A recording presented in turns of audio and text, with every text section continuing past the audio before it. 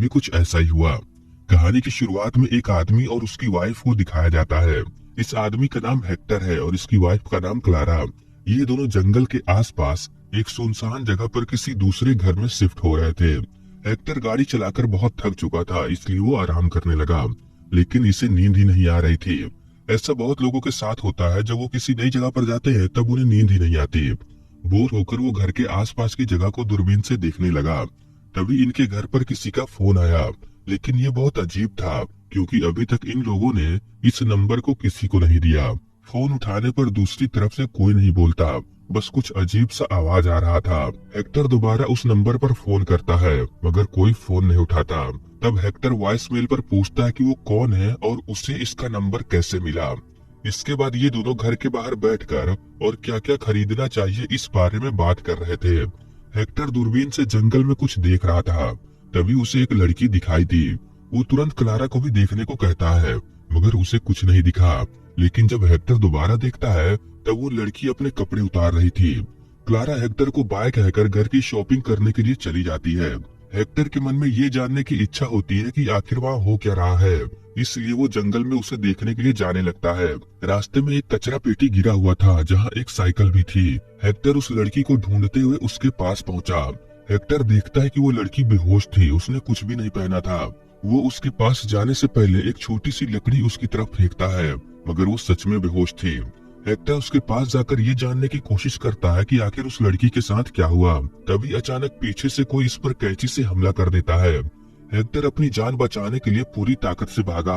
वो एक पेड़ के पीछे छुपकर देखने लगा कि वो किलर इसके पीछे आ रहा है या नहीं। दूरबीन से देखने पर इसे वो किलर दिखाई दिया जिसके हाथ में कैंची थी और उसने गुलाबी कलर का बैंडेज अपने चेहरे पर बांधा हुआ था। हेक्टर मदद के लिए पास के ही एक घर के अंदर शीशा तोड़कर चला आया, क्योंकि इसने बहुत आवाज लगाया, लेकिन घर के अंदर म्यूजिक बज रहा था, इसलिए शायद मकान मालिक को इसकी आवाज सुनाई नहीं दिया। घर के अंदर भी इसे कोई नहीं मिलता। सामने दीवार पर लगे कैलेंडर पर एक अजीब तरह का एरो बना हुआ था। हेक्टर सबसे पहले अपने हाथ पर दवा लगाकर पट्टी बांधता है। इस घर में अजीबोगरीब मशीन और कंप्यूटर चालू कंडीशन में थे। यहाँ पर इसे एक वॉकी टॉकी मिला। वो इस पर मदद मांगता है, जिस पर दूसरी तरफ से मकान मालिक इसको कहता है कि वो दूसरे बिल्डिंग में है, वो जल्दी यहाँ आ रहा है, तब तक वो घर में रखे किसी भी चीज को न छुए। कुछ देर बाद वापस मकान मालिक हेक्टर से संपर्क करता है। वो इससे पूछता है क्या उस किलर ने अपने चेहरे पर बैंडेज बांधा है। हेक्टर कहता है हाँ, उसने गुलाबी कलर का बैंडेज लगाया है, क्या तुमने भी उसे देखा। वो आदमी कहता है जल्दी वो किलर तुम्हारे पास आ जाएगा, क्योंकि मैं उसे मॉनिटर पर देख रहा हूँ, इसलिए अब मैं वहाँ पर नहीं आ सकता, तुमको ही मेरे पास आना होगा। वो रास्ते की लाइट जला देता है, जिससे हेक्टर भागते हुए दूसरी बिल्डिंग में पहुंच गया। यहाँ पर भी बहुत सारी मशीनें लगी हुई थी। इस आदमी का नाम डॉक्टर एल है, जो किसी तरह का एक्सपेरिमेंट कर रहा है। एल इससे कहता है कि वो इस टैंक के अंदर छुप जाए, जिससे वो किलर इसको नहीं मार पाएगा। मगर हेक्टर टैंक के अंदर नहीं जाता, क्योंकि उसे अभी एल पर भरोसा नहीं था। लेकिन तभी वो बैंडेज वाला किलर यहाँ पहुंचकर खिड़की से अंदर देखने लगा। हेक्टर डर के मारे जल्दबाजी में उस टैंक के अंदर चला जाता है, जिसमें किसी खास तरह का लिक्विड था। हेक्टर एल को भी इसके साथ आने को कहता है, लेकिन वो दूसरी तरफ मुड़कर मशीन में कुछ करने लगा। कुछ देर बाद जब एल ने टैंक खोला तो उसमें का सारा लिक्विड खत्म हो चुका था। एल हेक्टर को देखकर हैरान हो जाता है। अभी सुबह हो चुका था। हेक्टर को लगता है कि शायद वो टैंक के अंदर बेहोश हो गया होगा। वो जब यहाँ से जा रहा था तभी एल इसको रोकते हुए कहता है कि तुम कौन हो और मेरे टैंक के अंदर क्या कर रहे थे। हेक्टर गुस्से में कहता है कि कल रात तुमने ही मुझे उसके अंदर बंद किया था और अब पूछ रहे हो मैं कौन हूँ और मेरा नाम क्या। एल कहता है मैंने ऐसा कुछ नहीं किया और ना ही आज से पहले तुमको कभी देखा। हेक्टर इसकी बातों को इग्नोर करके दूरबीन से अपने घर की तरफ देखने लगा। वो देखता है कि इसकी वाइफ घर का सामान सेट कर रही थी, लेकिन तभी वो अपने आप को भी देखता है, जो इस वक्त क्लारा के साथ ही था। ये सब देखकर हेक्टर को कुछ भी समझ नहीं आता। तब एल भी दूरबीन से देखता है। ये सब देखकर एल समझाता है कि इसके साथ क्या हुआ। वो इसको बताता है कि आज 16 तारीख है। हेक्टर कहता है 16 तारीख कल था, आज नहीं। ये सुनकर एल इसे समझाता है कि तुमने टाइम ट्रेवल किया है, तुम एक दिन पीछे आ गए हो। हेक्टर इसकी बातों पर यकीन नहीं करता और पुलिस के पास जाने लगा, क्योंकि इसे लग रहा था कि जो अभी घर पर है वो कोई बहरूपिया है। एल समझाता है कि अगर तुमने ऐसा किया तो तुम ही फंस जाओगे, क्योंकि वो आदमी कोई बहरूपिया नहीं बल्कि तुम खुद हो। ये सब तुम्हारे साथ उस टैंक में जाने की वजह से हुआ, लेकिन मैं ये नहीं जानता कि मैंने तुमको उस टैंक में क्यों भेजा। फिर हेक्टर इसको सारी कहानी बताता है जो भी इसके साथ हुआ। ये दोनों उसी घर में आते हैं जिसका शीशा तोड़कर हेक्टर यहाँ आया था, लेकिन अब वो शीशा बिल्कुल सही सलामत है। हेक्टर को कुछ भी समझ नहीं आ रहा था कि वो क्या करे। एल कहता है कि तुम टेंशन मत लो, मैं सब कुछ ठीक कर दूंगा। वो इसको कैलेंडर के पीछे एरो बनाकर समझाता है कि ये सब कैसे नॉर्मल होगा। यही एरो का निशान कल रात हेक्टर को भी दिखाई दिया था। अब से मैं इस हेक्टर को हेक्टर 2 कहूंगा ताकि कोई कंफ्यूजन ना हो। एल इसको बताता है कि आज की रात तुम्हें छुप कर रहना होगा। जब हेक्टर 1 यहाँ आएगा तब वो भी वही काम करेगा जो तुमने किया।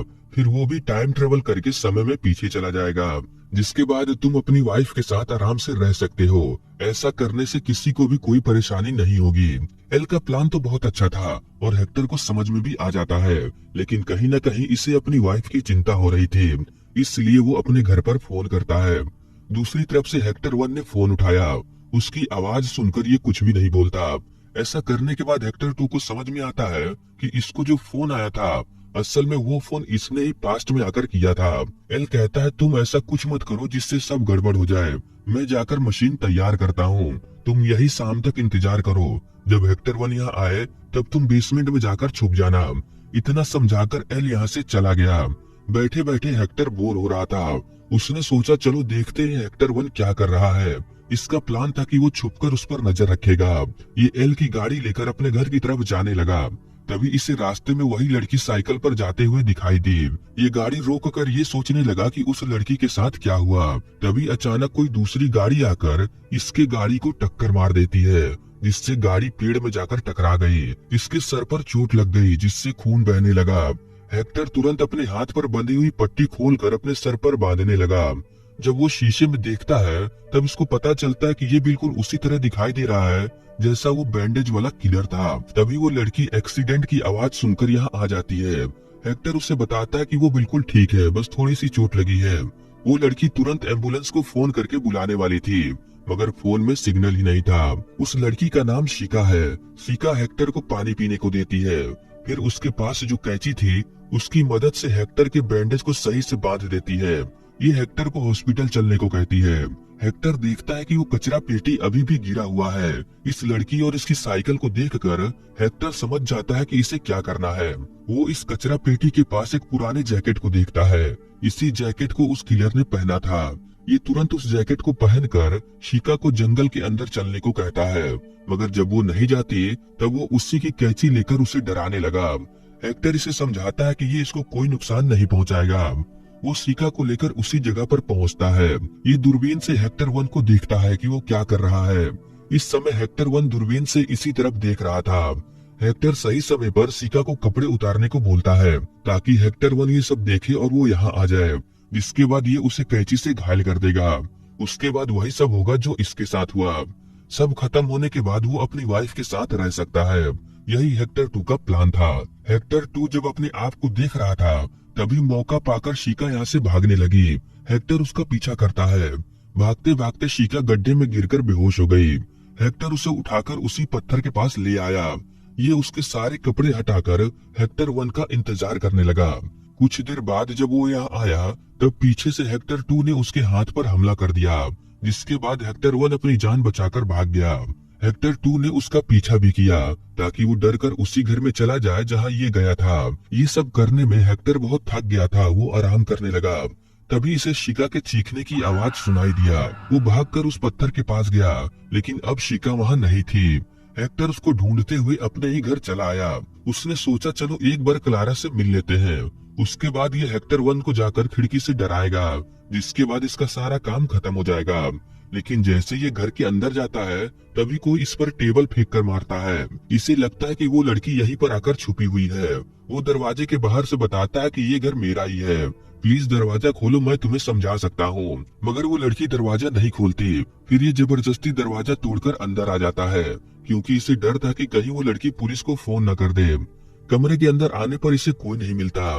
तभी इसे छत के ऊपर से आवाज आई। इसका मतलब वो लड़की खिड़की से निकलकर छत के रास्ते भाग रही है। हेक्टर उसे रोकने के लिए उसका पैर पकड़ लेता है, लेकिन तभी गलती से वो लड़की छत से नीचे गिरकर मर जाती है। हेक्टर देखता है कि वो लड़की शिका नहीं बल्कि इसकी वाइफ क्लारा थी, यानी क्लारा ही इससे डरकर भाग रही थी। हेक्टर को बहुत दुख होता है क्योंकि इसने इतना मेहनत किया क्लारा के साथ रहने के लिए, मगर अब तो वही चल बसी। हेक्टर वॉकी टॉकी से एल को संपर्क करके उसे सब कुछ बता देता है। इसके बाद हेक्टर 2 गाड़ी लेकर यहाँ आ गया। इस जगह पर वही सब कुछ हो रहा था जो इसके साथ हुआ। ये भी हेक्टर 1 को खिड़की से झांक कर उसे डरा देता है, जिसके बाद हेक्टर उस टैंक में चला गया। उसके जाने के बाद हेक्टर इसको अपनी वाइफ के बारे में बताता है और इसको फिर से टाइम में पीछे भेजने को कहता है ताकि वो अपनी वाइफ को बचा सके। मगर एल कहता है ऐसा नहीं हो सकता, मशीन खराब हो गई है। हेक्टर कहता है अगर तुमने मेरा काम नहीं किया तब मैं इस जगह को पूरी तरह से बर्बाद कर दूंगा, जिससे तुम्हारी सालों की मेहनत किसी काम की नहीं रह जाएगी। फिर एल इसे मशीन चालू करके दिखाता है कि देखो मशीन चालू नहीं हो रही है, कल तक मैं इसे ठीक कर दूंगा। लेकिन हेक्टर को इसकी बातों पर यकीन नहीं था। तभी वो देखता है कि मशीन में से एक बैटरी गायब थी। हेक्टर गुस्से में पूछता है कि इसने वो बैटरी कहाँ छुपाया। एल और ज्यादा मार नहीं खाना चाहता था, इसलिए वो बताता है कि मैंने वो बैटरी बाहर फेंक दिया। फिर ये दोनों बैटरी ढूंढने बाहर आए। तभी हेक्टर सोचता है कि एल ने ऐसा क्यों किया, आखिर उसे कैसे पता चला कि मैं दोबारा टाइम ट्रेवल करूंगा। एल इसे बताता है कि तुमने ही मुझे ऐसा करने को कहा था, यानी कि हेक्टर 3 ने। ये सुनकर तो हेक्टर 2 को यकीन ही नहीं होता। इसने सोचा था कि इस जगह पर सिर्फ 2 ही हेक्टर है, जिसमें से एक तो अभी अभी चला गया, लेकिन एक और भी है। आखिर हेक्टर 3 ने एल को ऐसा करने को क्यों बोला और अभी वो कहाँ पर है, ये बात ये दोनों नहीं जानते। तभी अचानक बारिश होने लगी और इन्हें पुलिस के सायरन की आवाज सुनाई दे रहा था, यानी शिका ने पुलिस को बुला लिया। सब कुछ पता लगाने और अपनी वाइफ को बचाने के लिए ये दोबारा उसी टैंक में जाता है। इस बार एल ने कुछ सेकंड पहले का टाइम सेट किया था। इसके बाद हमें वो समय दिखाया जाता है जब हेक्टर 1 पहली बार टाइम ट्रेवल करके टैंक से बाहर निकला था, लेकिन इस बार कुछ सेकंड पहले का सीन दिखाया गया। जब हेक्टर 2 टैंक से निकलता है जो अब हेक्टर 3 बन चुका है, तब एल उसे देखकर हैरान हो जाता है, क्योंकि उसके लिए तो ये पहली बार ही था। हेक्टर 3 उसे समझा देता है कि उसे आगे क्या करना है। एल के पास बहुत सारे सवाल थे। तभी अचानक फिर से टैंक में हलचल हुआ और इस बार हेक्टर 2 टैंक से निकला, जिसे हमने मूवी के शुरुआत में देखा। उसके बाहर जाने के बाद वो एल को हेक्टर 2 के साथ वही सब करने को कहता है जो इसके साथ हुआ। एल अपना काम खत्म करने के बाद वापस हेक्टर 3 के पास आ गया। इन लोगों की काफी देर तक बातचीत हुई। एल पूछता है फिर तुम अपनी वाइफ को कैसे बचा पाओगे, अगर वो बच गई तब हेक्टर 2 टाइम ट्रेवल नहीं करेगा। हेक्टर कहता है मैं कुछ न कुछ कर लूंगा। इसके बाद वो एल की दूसरी गाड़ी लेकर हेक्टर 2 का पीछा करता है ताकि ये उस पर नजर रख सके। रास्ते में इसे शिका दिखाई दी जो साइकिल से जा रही थी। तब इसे समझ में आता है कि इसका एक्सीडेंट करने वाली गाड़ी का कलर भी लाल ही था, यानी वो एक्सीडेंट भी यही करेगा। जब हेक्टर 2 शिका को गाड़ी रोक कर देख रहा था, तभी हेक्टर 3 पीछे से आकर इसको टक्कर मार देता है ताकि उसे चोट लगे और आगे का सारा काम उसी तरह से हो सके। लेकिन ये करने में इसकी गाड़ी भी डिसबैलेंस हो जाती है। इसकी गाड़ी ने ही वो कचरा पेटी को टक्कर मारा था। इस बार इस एक्सीडेंट में इसको बहुत ज्यादा चोटें लगी हैं। इसको लगता है कि इसका आखिरी समय आ गया। वो तुरंत एल को बताता है कि हेक्टर 2 को टाइम ट्रेवल करने से रोके। कुछ देर बाद ये किसी तरह घायल हालत में अपने घर की तरफ जाने लगा। तभी इसे रास्ते में शिका मिली जो इसका चेहरा देखकर चिल्ला पड़ी। यानी जब हेक्टर 2 हेक्टर 1 का पीछा कर रहा था तब इसको होश आ गया और ये यहाँ से भाग रही थी। और ये वही सीन है जब हेक्टर 2 को आराम करते समय शिका की आवाज सुनाई दिया था। हेक्टर 3 शिका को बताता है कि वो बैंडेज वाला आदमी बहुत खतरनाक है, इसलिए हम यही रात होने तक इंतजार करेंगे। हेक्टर को बहुत चोट आई थी, इसलिए वो बेहोश हो गया। कुछ देर बाद शिका यहाँ आकर हेक्टर को जगाती है। वो इसे बताती है कि इसने पास में ही एक घर में लाइट जलते देखा है, वहाँ पर शायद इन्हें फोन या कोई मदद मिल जाए। ये हेक्टर को उसी घर में ले आई, लेकिन वो नहीं जानती कि ये घर हेक्टर का ही है। वो इसको एक जगह पर बैठाकर आराम करने को कहती है। फिर वो फोन ढूंढने चली गई ताकि वो पुलिस को बुला सके। तभी यहाँ क्लारा आ जाती है। वो अपने पति की ऐसी हालत देखकर परेशान होने लगी। हेक्टर कहता है परेशान मत हो, छोटा सा एक्सीडेंट है। क्लारा इसको धीमी आवाज में बताती है कि घर में कोई बैंडेज वाला आदमी घुस गया है, शायद वो कोई चोर या किलर है। मैंने पुलिस को फोन कर दिया है। हेक्टर क्लारा को स्टोर रूम में ही रहने को कहता है, चाहे बाहर कुछ भी हो जाए वो अंदर ही रहे। इसके बाद वो सीढ़ी लगाकर उस कमरे में जाता है जहाँ शिका छुपी हुई थी। ये टेबल लेकर हेक्टर 2 पर फेंकता है, यानी ये काम भी इसी ने किया था। फिर शिका को बताता है कि वो बैंडेज वाला आदमी बहुत खतरनाक लग रहा है, उसने तुम्हें पहचान लिया है। अगर तुम्हें अपनी जान बचानी है तब तुम्हें अपना हुलिया बदलना होगा। हेक्टर इसके बाल काटकर छोटे कर देता है। फिर अपनी वाइफ के कपड़े पहनाकर खिड़की से इसको भाग जाने को कहता है। जाने से पहले वो इसको बोलता है कि वो बहुत खूबसूरत लग रही है। शिका जैसे ही खिड़की से निकलकर भागने जाती है तभी हेक्टर 2 यहाँ आ गया, जिससे डर कर वो छत के रास्ते भागने लगी और तभी हेक्टर 2 ने उसका पैर पकड़ लिया, जिससे फिसलकर वो नीचे गिरकर मारी गई। और जब हेक्टर 2 ने ये देखा तब उसे यही लगा कि वो इसकी वाइफ है, यानी पहले भी शिका ही मरी थी। इसके बाद हेक्टर 3 क्लारा को स्टोर रूम से बाहर निकालता है। फिर ये दोनों गार्डन में आराम से बैठ जाते हैं। हेक्टर 2 गुस्से में घर का सामान तोड़ फोड़ रहा था, जिसकी आवाज ये दोनों भी सुन रहे थे। हेक्टर क्लारा का हाथ पकड़कर कहता है कि वो बिल्कुल शांत बैठी रहे, अब इन्हें कुछ नहीं होगा। कुछ देर बाद हेक्टर 2 गाड़ी लेकर यहाँ से चला जाता है। अब हेक्टर 3 को समझ आ चुका था कि बार बार टाइम ट्रेवल करने से फायदा कम नुकसान ज्यादा होता है, इसलिए अब वो आगे से कभी भी टाइम ट्रेवल नहीं करेगा। उसने अपनी वाइफ को बचा लिया, जो असल में मरी ही नहीं थी, लेकिन ये सब करने में बेचारी शिका मारी गई, जबकि उसकी कोई गलती भी नहीं थी। ये तो सिर्फ मदद कर रही थी। अब रही बात हेक्टर 1 और 2 की, तो वो लोग अभी भी इस टाइम लूप में फंसे हुए हैं। वो भी यही करेंगे जो हेक्टर 3 ने किया, यानी हेक्टर 2 आगे चलकर 3 बनेगा और हेक्टर 1 2 बन जाएगा, और ये लूप ऐसे ही हमेशा चलता रहेगा। अगर आप सोचने जाएंगे कि इसकी शुरुआत कहाँ से हुई, तो आप किसी भी नतीजे पर नहीं पहुँच पाएंगे।